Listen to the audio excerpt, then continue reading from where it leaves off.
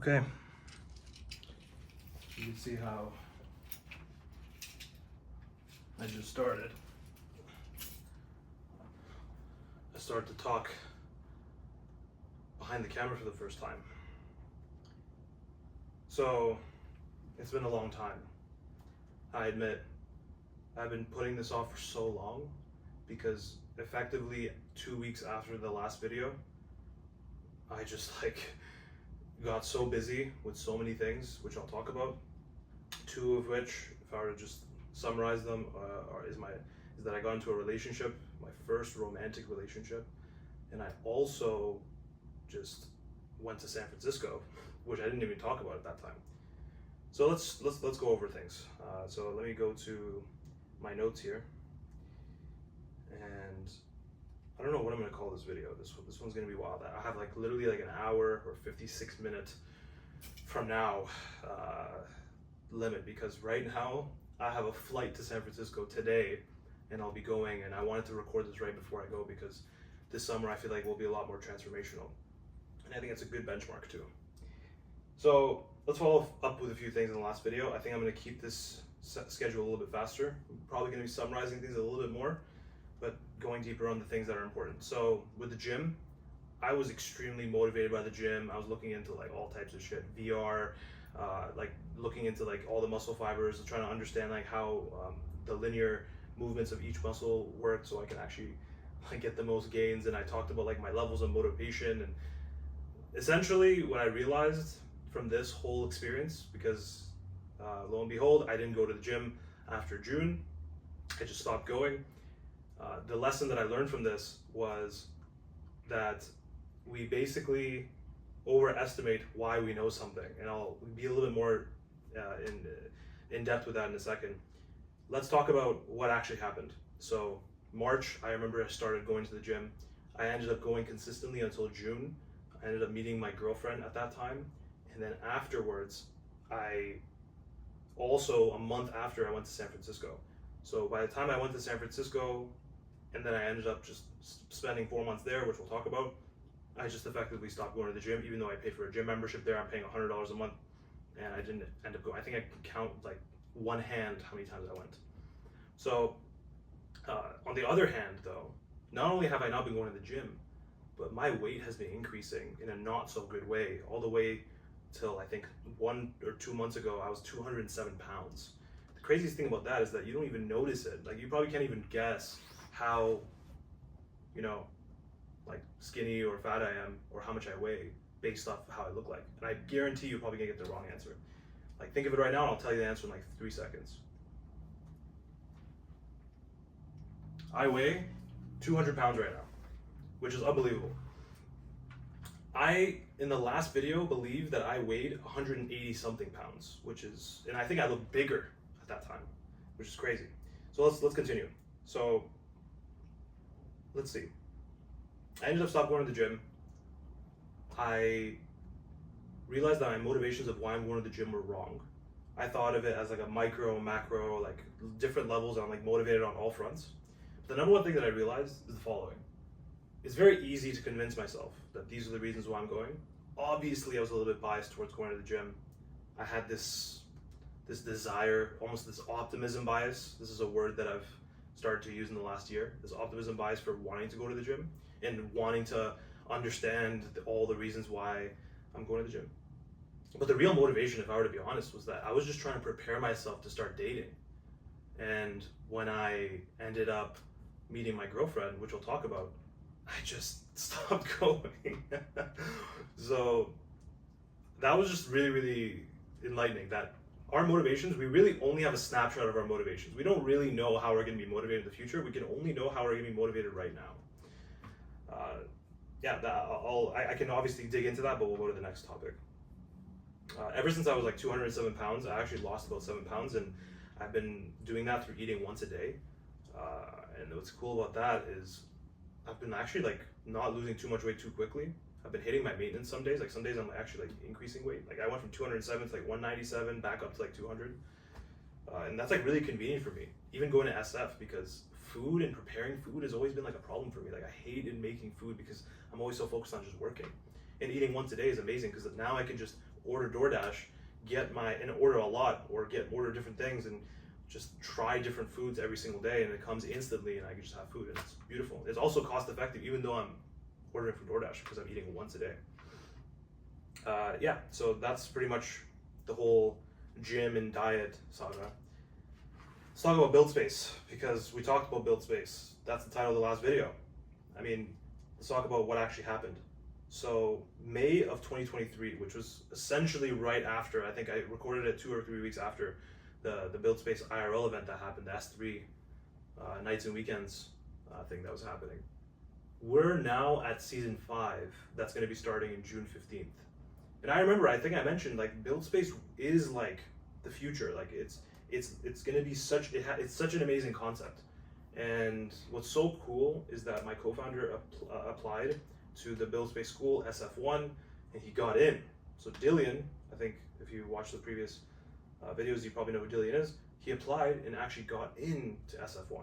And I joined him about 1 or 2 months after, and I just happened to be able to just hang out there and meet everybody. And it was a wonderful group of people.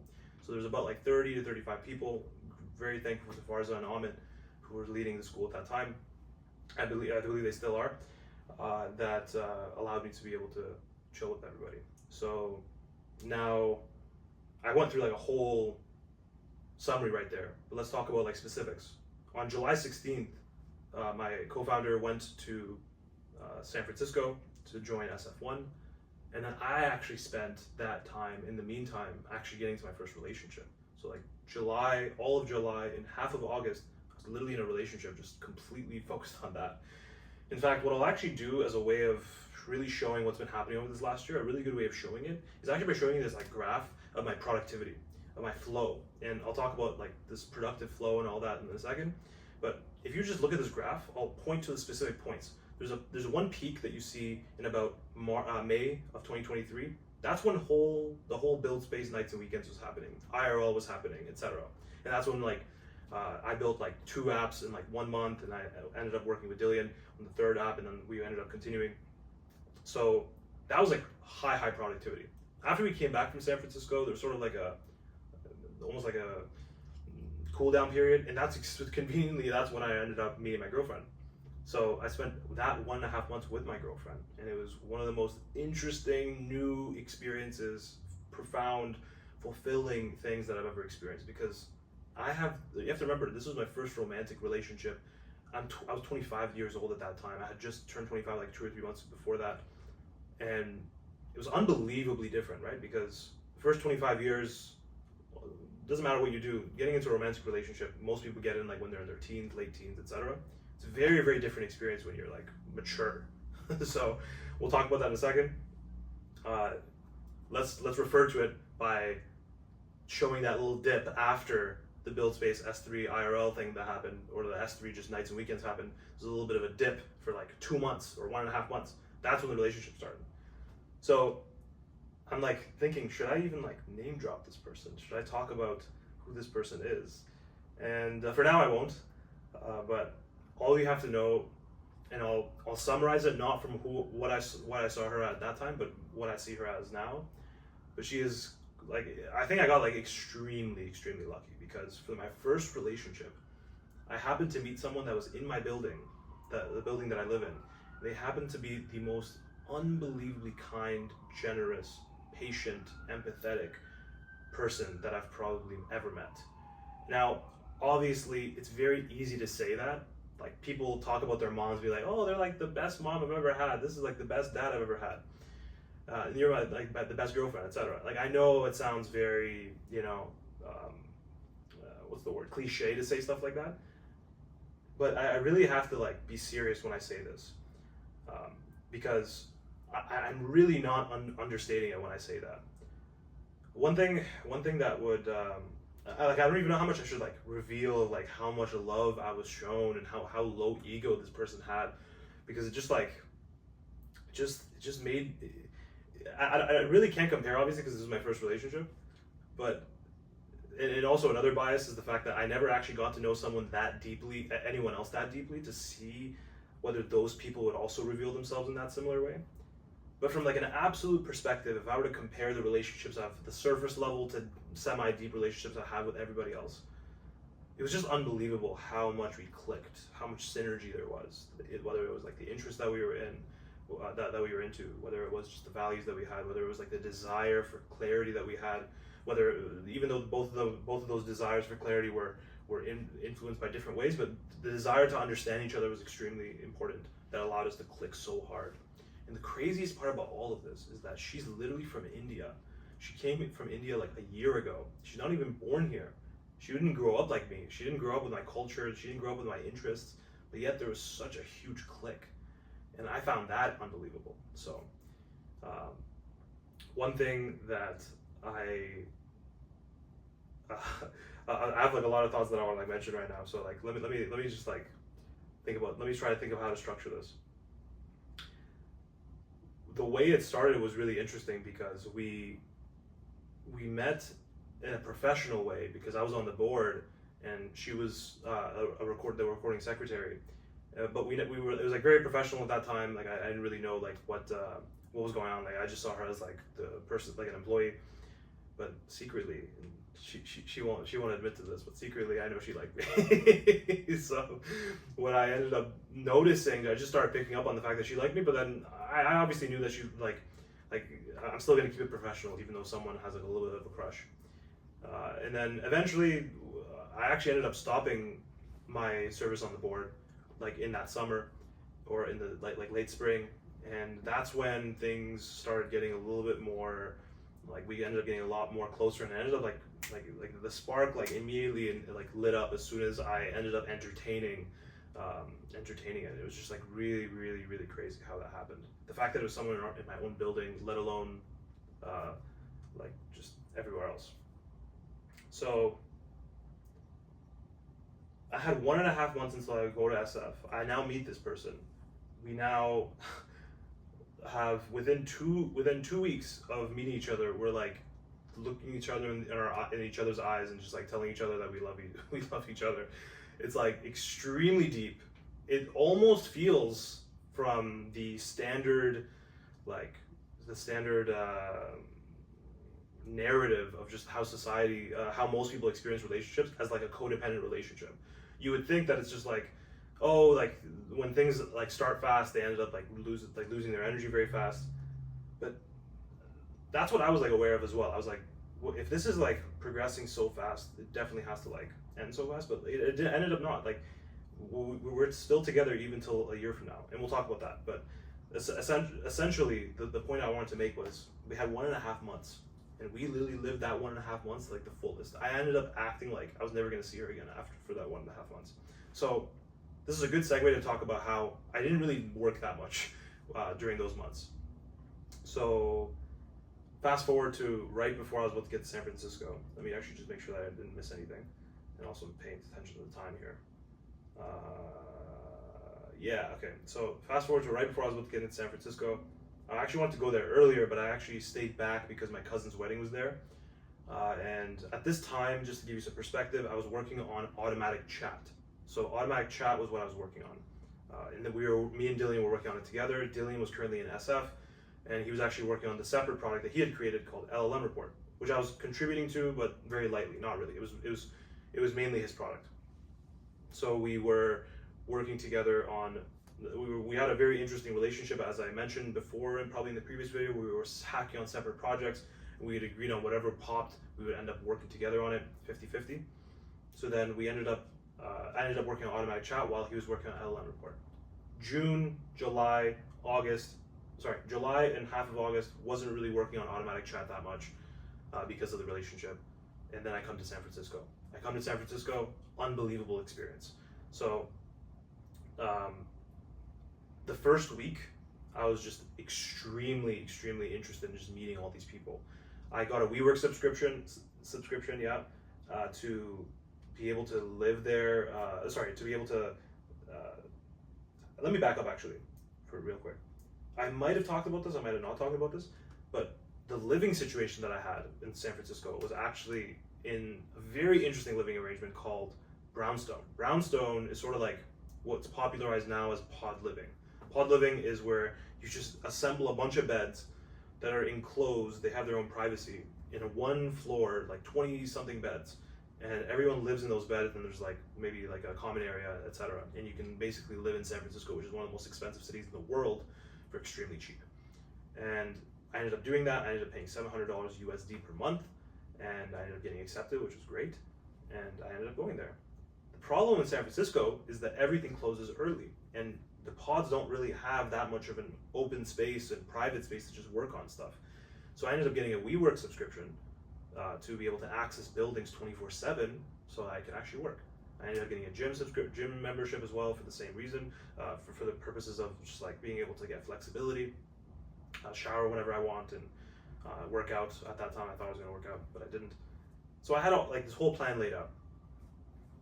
One thing that I regretted, and this has actually taught me a lot about like just like the nature of the flux of just life, was that I actually realized that I didn't need the yearly subscriptions of Instacart and Amazon that I had in Canada, because they actually didn't apply to the United States.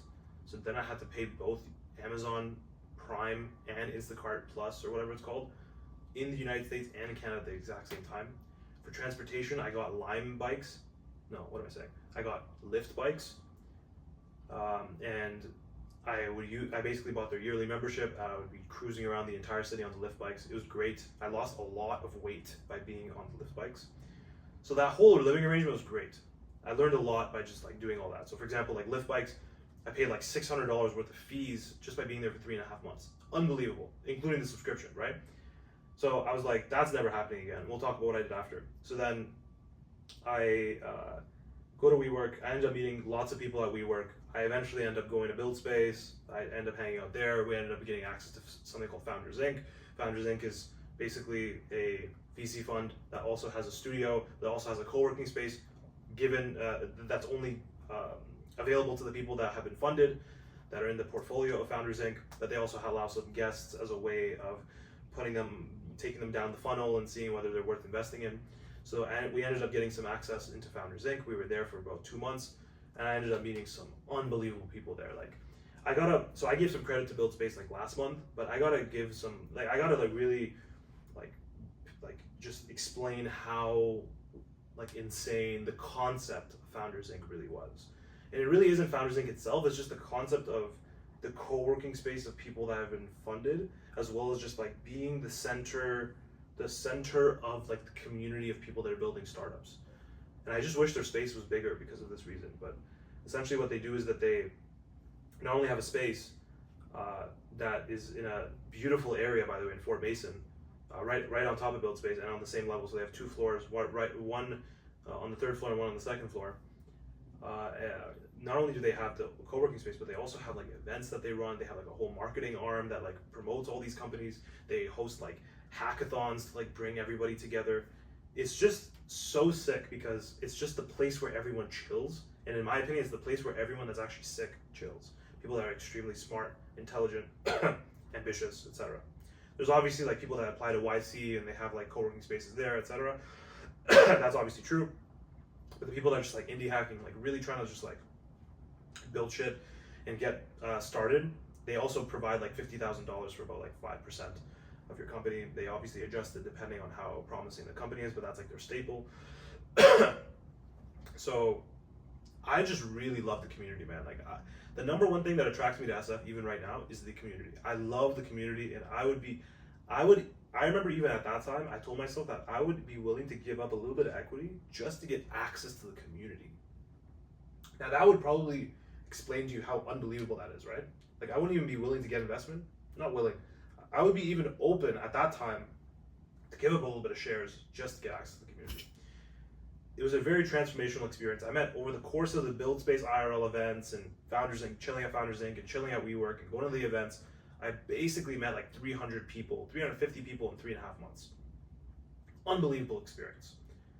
During this time, I actually ended up going through a rough patch with my co-founder because we were trying to like make money like through automatic.chat. LLM report at this time, like the second product ended up like just getting sunsetted. We couldn't really find a good business model there, a viable business model there. So the number one goal was to focus on scaling automatic.chat. Now, this is like the seed that I'll probably talk about that will probably inform later, the later things that I'm about to talk about, which is that there's a fundamental difference between how I thought and how my co-founder thought. So the way in which I thought was I wanted to actually bring people in, at this time, bring people in slowly, by marketing slowly, bringing people in, seeing what their problems were, solving the problems, and then bringing more people in, and then continuing to iterate that way.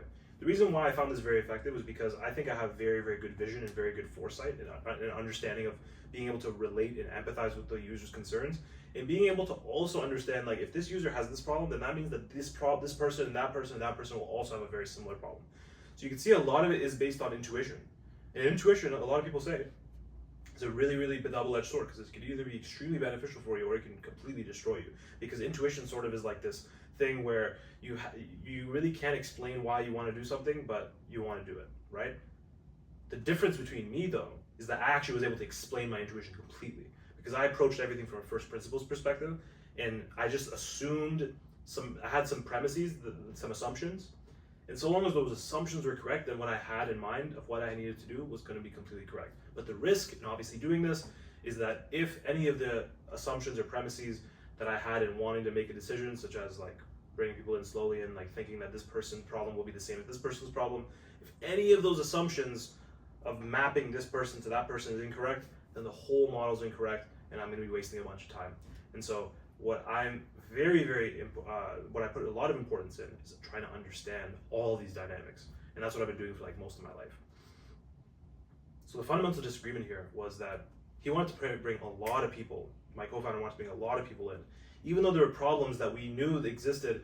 We wanted to continue bringing people in so that they continued to tell us the problems that they had, such that we were able to see like a distribution of the biggest problems and then end up working on those. I don't know why, but that just didn't feel right to me.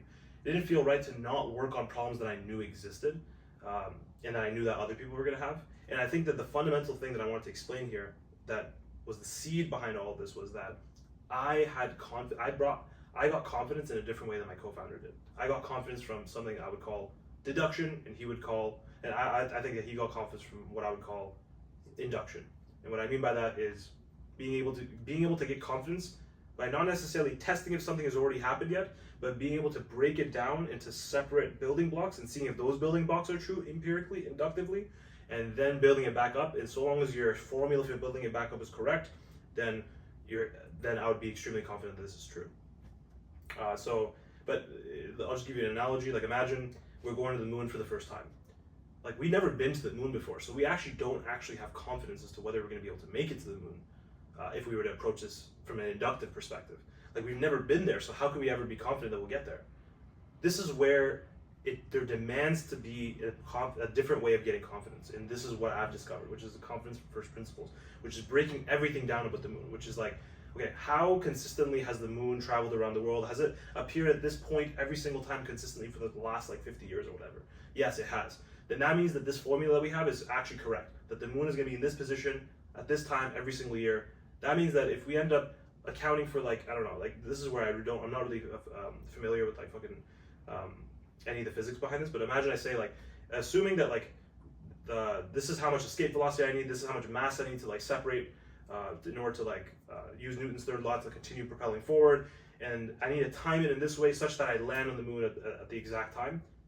That's literally all just using first principles thinking. It's like you're breaking everything down to separate building blocks. It's like the time needed to actually, first of all, is my distance from the Earth to the moon correct? That's one building block. The other building block is like, is the moon moving in the right period every single year? That's another building block. Another building block is like, is like the force at which I try approaching the moon, like, will it not like impact and kill me? Like, will I be able to safely land on the moon? That's another variable. So these are all specific variables that we end up building up that allow us to get to some level of confidence. So the reason why I show you this example is because I broke it down like that. But whereas if you have confidence from induction or from just like experience or validation, you need some validation first before you get confidence. And that was like essentially the root behind a lot of the problems that we're going to ensue in a second. So if I were to just be like completely honest, like, because this is important for documentation purposes, in September we worked really, really hard. We got a lot of revenue from automatic.chat because we had this partnership with this one client. We also had a client upgrade to a yearly subscription, so we made like $6,000 in 1 month USD. And then what ended up happening was that we ended up getting an offer, I believe, from Founders Inc. to get invested, and my co-founder was a little bit hesitant. I ended up trying to really like pull out of him like exactly what the problem was, and I ended up finding out that he didn't end up wanting to work with me if he were to get investment. He would actually rather just work on it alone. And this, I remember when it happened, I felt extremely devastated, because it wasn't the fact that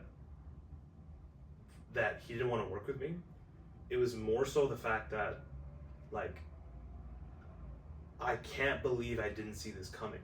Because if you know me as a person, I'm someone that's so obsessed with trying to be able to predict things accurately and trying to understand how to, just understanding things and being able to predict things accurately, I think I mentioned already, that I end up actually having a good ability to predict things. So like, I'll be able to determine whether someone is worth working with, or whether someone's gonna act in a certain way very soon, or like, it's just all baked into my intuition because of this first principles confidence that I'm talking about. And I kid you not, I did not see this coming.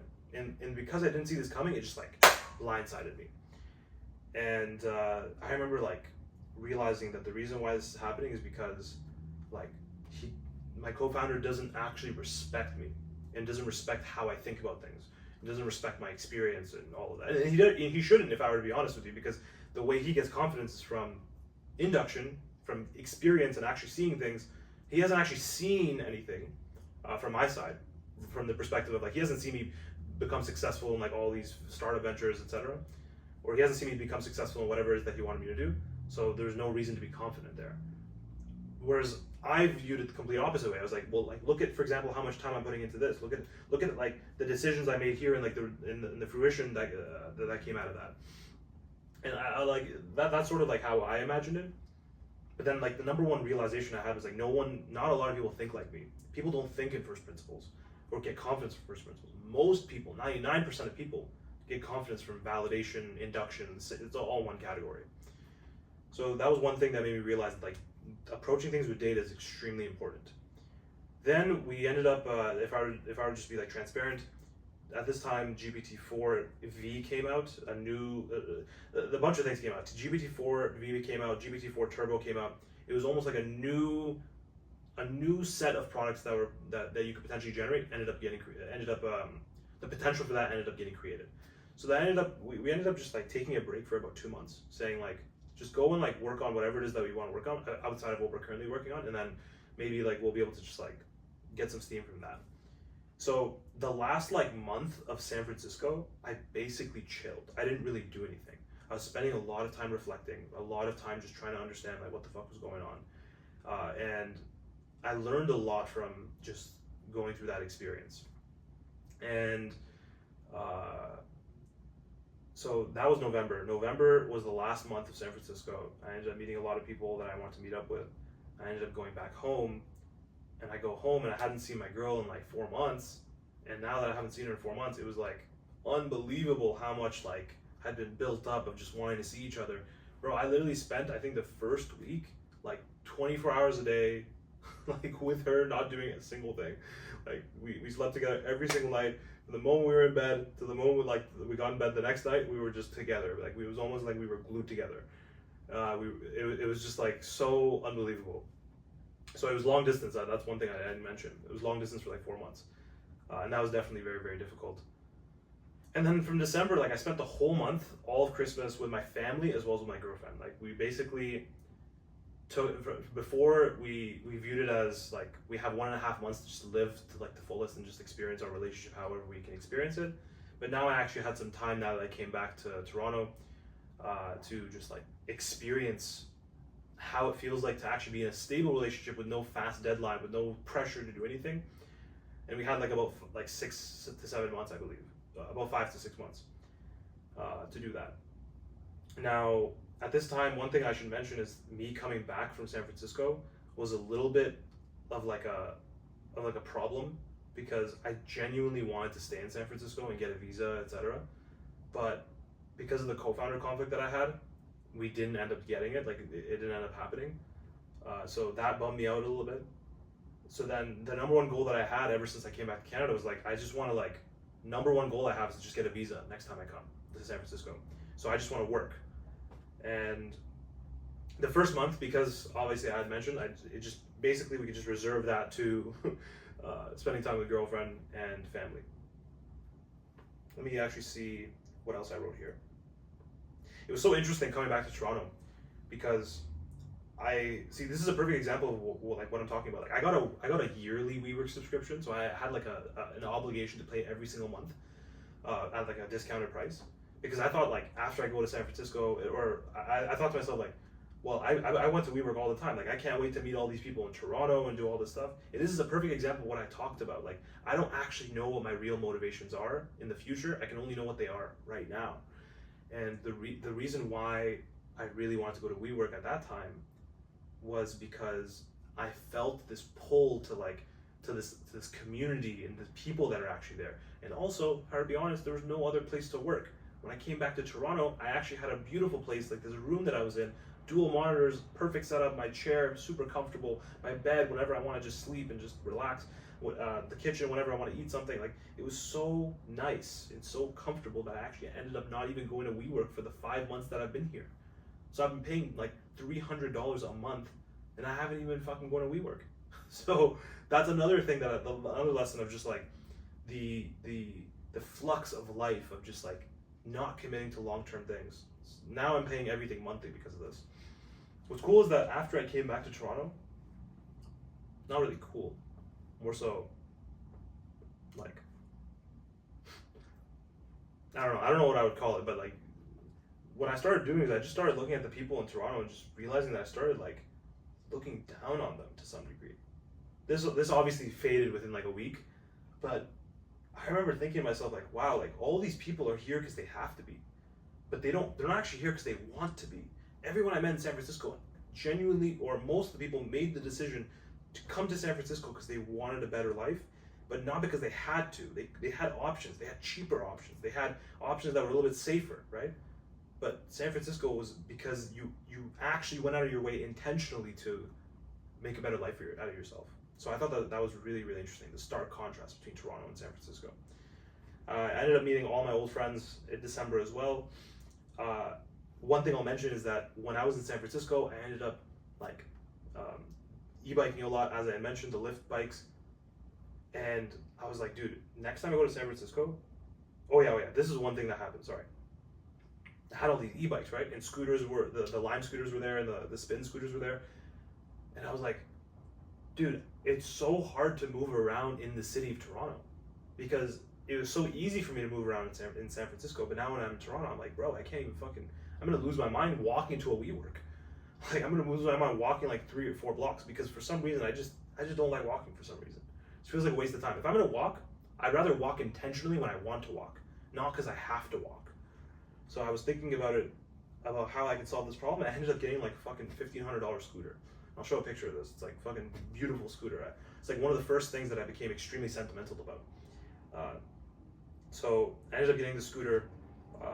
One of the most freeing experiences of my life, by the way, because I felt so free to move around the entire city.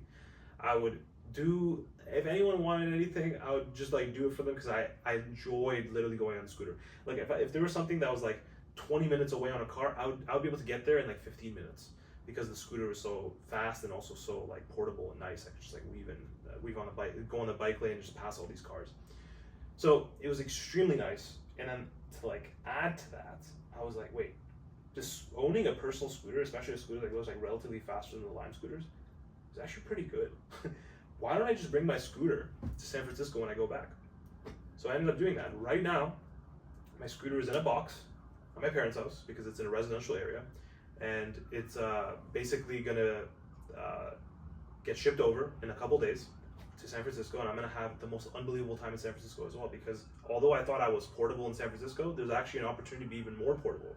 For example, I would not go to do groceries because there's no way of carrying it in a fast way, but now with the scooter I could do it extremely nicely. So going to like laundry, another huge one. It's like before I would always like use a scooter, but the problem is I couldn't like park the scooter in the right location. It would be extremely costly to just like go too high, so I wouldn't do that. I don't know, like having my own scooter is just like so freeing and so amazing. So I'm gonna do that when I have my own scooter. When I bring my own scooter. One of the things that I'll talk about is that I actually spent so much time, bro, on this scooter because I almost gotten it stolen from me like within a week of having it, which is crazy if you think about it. Like within a week of having it, I almost got it stolen from me. Now, I thought about how to like avoid this from happening because I almost got jumped when I was in the middle of the street. So I ended up doing all types of things. Like TLDR is that I ended up adding like a GPS inside of the scooter. I ended up adding like 2 air tags. I ended up like, obviously I'm like spilling all my secrets right now, but it's okay. I ended up adding a GPS. I ended up coloring my scooter so that people won't steal it. I ended up making sure that what else did I say? Oh yeah, I ended up engraving the scooter so that it says like property of Hasib, like do not buy, in case like someone steals the scooter and tries to buy it really quickly. So I did a bunch of things to avoid this from happening. Now, let's see, what else did I talk about?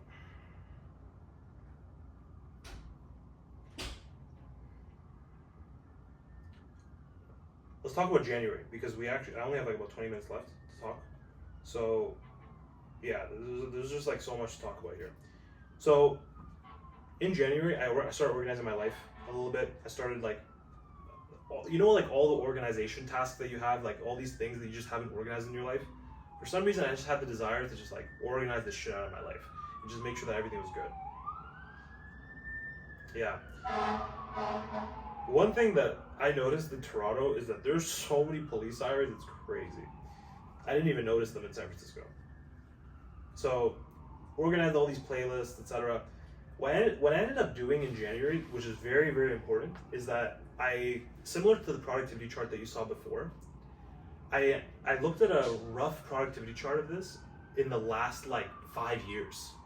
So like I looked at because I've been time tracking for like almost 6 years now. So I looked at like my productive flow over the last 6 years, and I just realized that like, at least I thought that I was really productive coming back from San Francisco, like doing some stuff like in January, let's say. But like mid-January, I started realizing that like, bro, like these 2 weeks that I've been working, like, have not even been that productive. Like I've only had like 20 hours of flow. And I was like, shit, this is so crazy. Like, why can't I get like real time feedback of my productive flow during the week so that I could be more aware of what I'm putting my time on? So then that thought allowed me to create this dashboard. And I'm just gonna, like, long story short, I created this dashboard. Take a look at it. It's literally this dashboard that tracks all types of things, whether it's my flow, my productive time, my efficiency, my unplanned time for my calendar, as well as my ad hoc time. Ad hoc time, to be honest, it's a whole story. I'll probably even talk about it right now because it's worth talking about. So there's 3 data sources for this dashboard. There's my time data, the 6 years that I've had, but it doesn't really track the last 6 years, it only tracks like the current week. So it takes my time data and it calculates the total amount of flow. Flow is calculated as a 50-minute chunk of uninterrupted time. So essentially what that means is that the time, there was no in-between, like task in between of me doing something else. Like for example, if I'm working on this feature for my app, and then all of a sudden like start talking to like some of my friends, and then I end up going back to working, that breaks flow. But if I ended up working on something for 50 minutes straight, if that time entry is 50 minutes, then that's fine. So I ended up tracking that for my time data. There's also like the unplanned time. So unplanned time is like coming from, and this is a little bit harder to explain, but the way I track things on my calendar is retrospectively, but also 1 hour ahead. What I do is that I always try to make sure that my life is extremely intentional. Even if it's like what I'm doing right now, so long as I just explicitly say what I'm doing right now, that's good. If there's ever a gap between where the current time and the last tracked calendar event, all that time will be considered unplanned time. I feel like I need like a water bottle. But all that will be considered unplanned time. And when you add up all that unplanned time, that will just tell you like all the time that you weren't intentional about. And my theory is that the lower my intention, the lower the unplanned time is, the better my life quality will actually be. Because I realized that the reason why we actually get upset about the time that we spend is actually because of the time, is actually because we don't intend on doing things. We unconsciously are doing these things, and then we only realize after the fact. So for example, if I watch like TikTok for like 2 hours, I won't feel bad about watching TikTok if I plan on watching TikTok. Even if it's like in the next 15 minutes, I'm like, I want to spend the next 2 hours watching TikTok. I won't actually feel bad about it because I planned it. I'm like aware of the fact that I'm going to do this. The resistance comes from watching 2 hours of TikTok unconsciously and then realizing that you watch 2 hours and you're like, shit, I wish I didn't actually spend that time. So my goal in the dashboard was to optimize flow time and to decrease unplanned time. And also another metric that you'll probably see on there is distraction number. Distraction number comes from the number of keyboard shortcuts that I press when it comes to launching my messaging app. And I'll come back in a second, give me a second.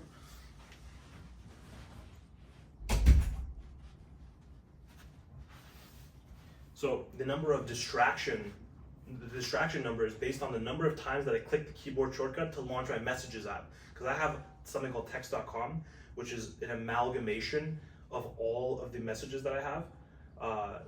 Essentially, it connects my WhatsApp, my Facebook, it connects my Telegram, etc. It basically connects everything. And whenever I want, I notice within myself that whenever I want to just like check my phone, it's actually easier instead of checking my phone to just like press that keyboard shortcut and see what messages are on the screen. And it's just like a good way of seeing whenever I'm like micro distracted, just so I can just track it over time and just see how that changes. But the main two things that I was optimizing for the dashboard were those two things. So let's talk about the results of those two things. I'm going to show you, like, just look at the results with this productivity flow chart over time ever since I started my dashboard. It literally skyrocketed. I literally went higher. My average time that I spend per week in flow now is basically the same level as it was when I was in San Francisco at its peak, which is unbelievable. And that's actually one of the metrics that really give me some solace, because it makes me realize that so long as I'm continuing to put in these hours, I'm working like 2 to 3 times more productive than I've ever been. And so long as I'm putting these hours, like I'm doing as much as I can, and things will just work out because I'm optimizing for this flow time. And this flow time, and then the other thing that I'm also doing on top of that is I'm doing what I feel compelled to do. So long as I'm doing what I feel compelled to do, and I'm doing it at high flow and high intentionality, like there's really no faster way in which I can get to my goals. So those are the two things that give me solace. One thing that I'll talk about as well is, which I'll summarize because I have about 14 minutes left, is that I ended up spending about 2 weeks working on assumptions.app, which is the app, like this AI that helps you make decisions better, an AI that helps you get clarity on your problems. I don't know exactly what it does yet because I haven't fully worked on it, but I created this like agent network where you have experts for each thing. Like you have an expert for like being able to understand the problem. You have an expert for being able to determine how urgent the problem is. You have an expert for determining the root fear of the problem. You have an expert for determining whether the person's like mentioning any flawed assumptions. So you have all these experts that work together to be able to help people solve problems. And all these are different GPT processes. And I thought that was a really, really interesting model for how to actually make a real AI coach that works. And so I eventually started working on that for like about 2 weeks, and it was good. Like I ended up working on it until I realized that my co-founder was working on automatic chat once more because the products that he was working on didn't really work out, and he just thought automatic chat was the highest value thing to do. So I ended up stopping working on assumptions.app because although I did create the MVP, although I did have an opportunity to spread it to people, I didn't have as much confidence that it would make me money right away. So I did feel a little bit of pressure to make a little bit more money, or to work towards solving something that would make me more money in the shorter term. So I ended up working on automatic chat. So we spent about February, March, April, or February, March, like 2 months working on automatic chat together. Because he ended up working on it, I felt obligated. I'm like, you know what, I got to start working on it. We made this like agreement that we'll just like try as hard as we can to just like make this grow as much as possible, and in worst case, we'll just like either sell the company or one of us will like buy each other out or whatever, something along those lines. That was like sort of like the pre-disclosed agreement. And I remember at that time when he was working on automatic chat, I actually felt like a lot of resistance working on it. because I was working on assumptions.app, and he just comes out of nowhere working on automatic chat. I'm like, it doesn't make sense for one of us to work on it and one of us not to work on it. So I was like, fuck this. I'm gonna put all my feet in. I'm gonna jump in, and I'm gonna fully work on automatic chat. And after the first month, I started having a little bit of a perspective change. I realized that this whole time I've been actually optimizing for making money, when in reality what I should be doing is optimizing for solving problems. And the thing that I realized was that by solving problems, you actually inadvertently, as a byproduct, will make money. And it's because you're generating value for people. So the number one thing that I realized was that by throwing a bunch of marketing dollars on this, I should focus on every problem the user has. Basically the same model that I had before. Focus on the problem the user has and see what other problems that people might potentially have. Make the product better while bringing in people, and then eventually, once the product is at a point where one person comes onto the app and is able to get through the whole flow, is able to subscribe, is able to have a lot of retention, that's when I just you just go aggressive on the marketing. That's how I was imagining it. I noticed that I remember one of my roles when I was in February was to actually do a little bit of the marketing. But I kept finding myself working on the code and developing, and I ended up realizing the reason why I was doing this and not actually pushing the product more was mainly because I just didn't feel confident in the product. So I would for example, work half my time marketing and then the other half building, and then I would whenever I get the opportunity on the weekends, I would just continue building the product because I knew that there was this pressure to market from my co-founder while he was working on the other stuff. And eventually it got to the point where we realized once more that the same fundamental problem of getting confidence from first principles versus getting confidence from deduction, or first principles versus getting confidence from validation / induction, was the fundamental thing that was causing us to disagree on a bunch of things. And then eventually, just the long story short, is that my co-founder ended up wanting to take a break because he wanted to work on his product Magic UI because he thought there was some opportunity there. So we ended up taking about a month break. Also at the same time, or not a month break, about one or 2 weeks break. Also at the same time, while that break was happening, he ended up getting a few offers to technically apparently work. That ended up falling through, but he ended up just fully going on to Magic UI after that. About 1.5 months later, I basically asked him, I was like, bro, what do you want to do, bro? Do you want to come back to automatic chat, or do you not want to come back? Because if you come back, you should stay, and then if you don't, you should just stop. You're either in or you're out. That's sort of how I basically phrased it. Because at the end of the day, I'm fully loyal to this shit. I'm working fucking 60, 70 hours a week on this shit. So it doesn't make sense for you to just have one foot in, one foot out, and opportunistically if something happens here that's successful, then you jump on this. If something is successful there, you jump on that. So then we ended up, long story short, just he ended up deciding that he's not going to work on automatic chat anymore, and that I'm actually going to, or that he's going to find a way of exiting in some way, whether it was for someone to buy out his shares, or for me to buy out his shares, or whatever, or for both of us to sell the company. I told him that I'm not in a position where I want to sell the company, and that's very interesting that I said that, right? Given the fact that 2 or 3 months before, when I was working on assumptions.app, I didn't even want to work on automatic chat. And the reason is because of that shift in understanding of solving problems versus making money. I realized that there's actually users on automatic chat that genuinely needed help, and I felt this fulfillment solving their problems, and it really just felt like I was doing something really beneficial to somebody. And the continual improvement of giving better service and actually getting to where they wanted to get to was giving me a lot of motivation. It was giving me a lot of fulfillment in working on it. And I had this vision of how automatic chat could be placed in the future that my co-founder obviously didn't have. And so I wanted to actually buy out the company from him and buy out his shares. So in the back of my mind, there was this thought in my head of the traditional YC deal, or the traditional vesting deal is there's a 1-year cliff with a 4-year vesting period, where if you leave within the first year, you basically don't get anything. And that's essentially what he did. But there's a small part of my head was bro, I shouldn't even be buying you out. You should be I should just be getting the whole thing, because you're not even loyal to the company right now.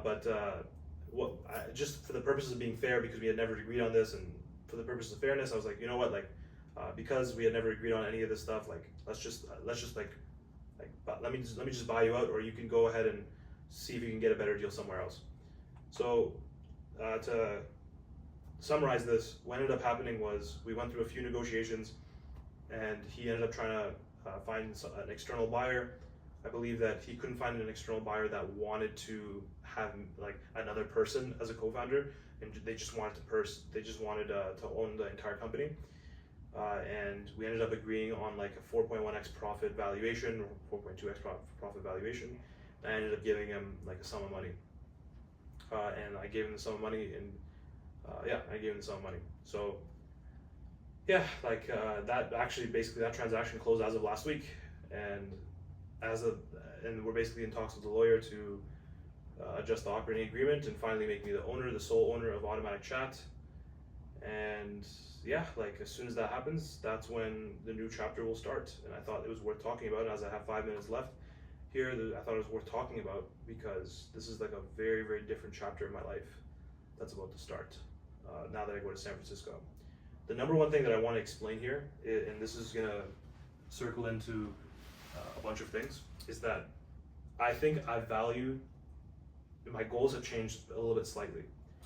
I went from in June of last year to wanting to like explore a lot more, like get into something I used to call phase 2, being able to, like, for example, have my own car, have a girlfriend, and try all these different things with them, have all these different experiences, right? Like literally all these things revolved around relationships and exploring.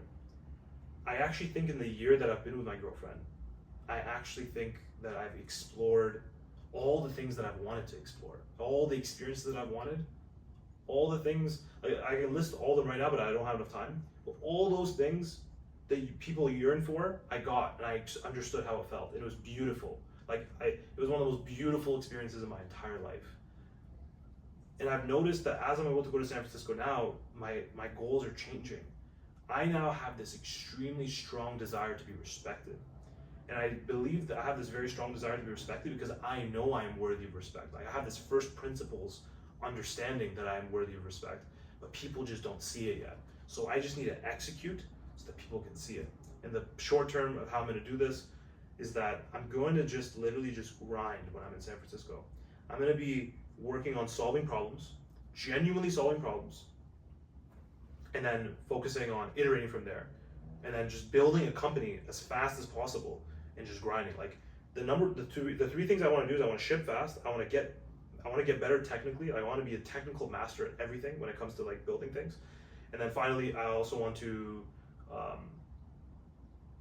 document all of it. I want to just show it to everybody to like basically explain that like I am worthy of respect here. And then once I get that fundamental base level credibility, I'll be able to build on top of that. And then building on top of that actually is a lot easier. So that's overall like the summary of like what's been going on. Let me see. Is there anything else that I haven't mentioned? Let me see.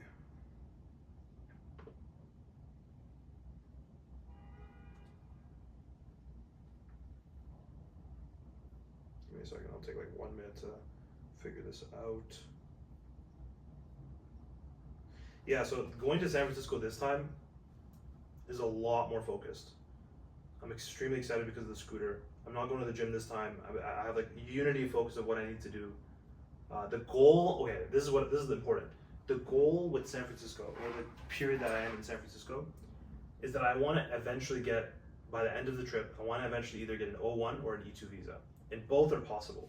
E2 visa is possible because I have some prospective deals that might be happening with Automatic.chat that might make me able to get enough money that will be able to allow me to get an E2. But then the O1 is the other option. And the O1, the way to get the O1 in this case would just be to get investment from Founders Inc. and then be able to just go through the whole process with that, and they'll be able to help me get the O1.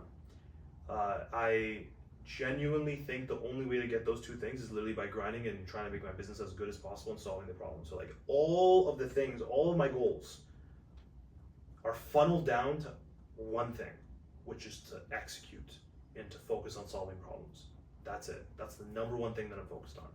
And so it's been a year since I've made this YouTube video, but the one thing that I want to explain to the person that I am going to be in the future is that I am 100% dedicated right now. I effectively divorced from my co-founder. I effectively am gonna, given that my goals have changed, my relationship's gonna end. And obviously I can go more into that one, but like I don't have much time to talk about it, but like I'm gonna change locations one more time, and I'm gonna have a fresh new chapter in my life that's gonna start, and that's the only single focus that I have in my life here. And I'm determined. And so long as that productivity graph is consistent at that level, I'm extremely confident that shit's just gonna be fucking unreal this summer. All right, that's it. Peace out.